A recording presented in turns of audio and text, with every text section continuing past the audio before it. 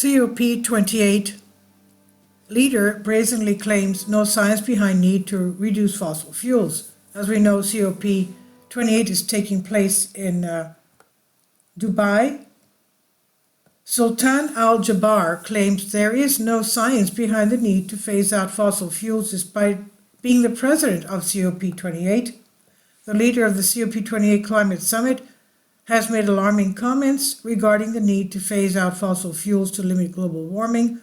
Sultan Al Jabar claims there is no science behind the need to phase out fossil fuels in order to limit global warming to 1.5 degrees Celsius above pre-industrial levels, despite direct evidence to the contrary. Scientists have demonstrated that fossil fuels must be cut to keep global warming below 1.5 degrees centigrade, which was agreed in the Paris Climate Agreement. Al Jabar made the remarks during the Shade Changes Climate panel event on November 21st, in which he also said the phase-out of fossil fuels would not allow sustainable development unless you want, he says, to take the world back into caves. His comments, particularly given his position in the worldwide climate talks taking place currently, have seriously alarmed scientists and climate change activists.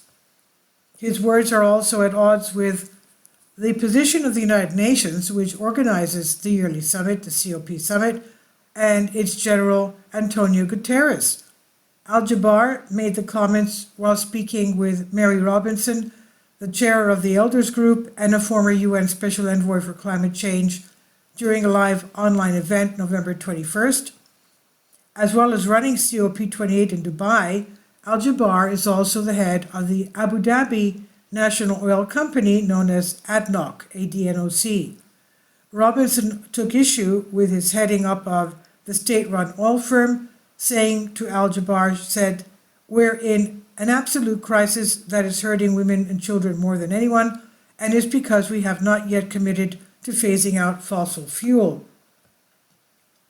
That is the one decision that COP28 can take, and in many ways, because you're ahead of ADNOC, you could actually take it with more credibility."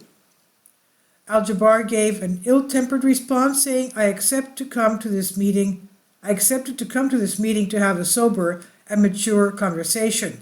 There's no science out there or no scenario out there that says that the phase out of fossil fuel is what's going to achieve 1.5 degrees centigrade decrease. Al Jabar continued, please help me and show me the roadmap for a phase out of fossil fuel that will allow for sustainable socioeconomic development, unless you want to take the world back into caves, he said.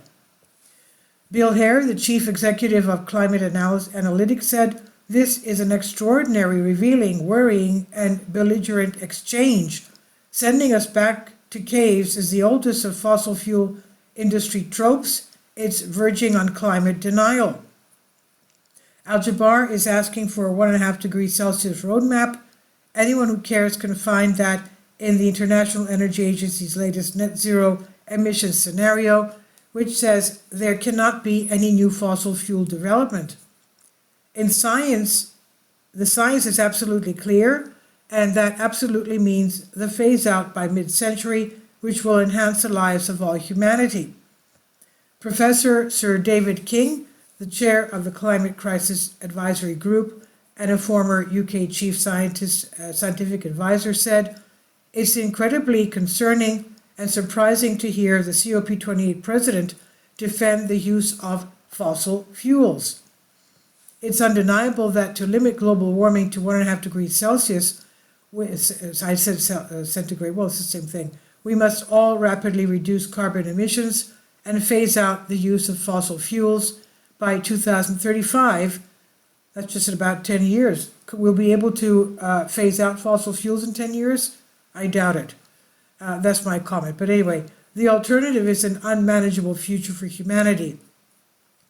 Dr. Friedrich Otto of Imperial College London, UK, said, the science of climate change has been clear for decades. We need to stop burning fossil fuels. A failure to phase out fossil fuels at COP28 will put several million more vulnerable people in the fire line of climate change This would be a terrible legacy for COP28, he said.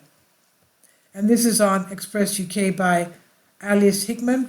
Please leave your comments and thank you for your support. Support my Patreon account. The daily posts are 5 videos daily, and they are totally different from what I have on my YouTube channel. Thank you so much for your support and that you find all my content so interesting. You'll find the Patreon account details in the description box below.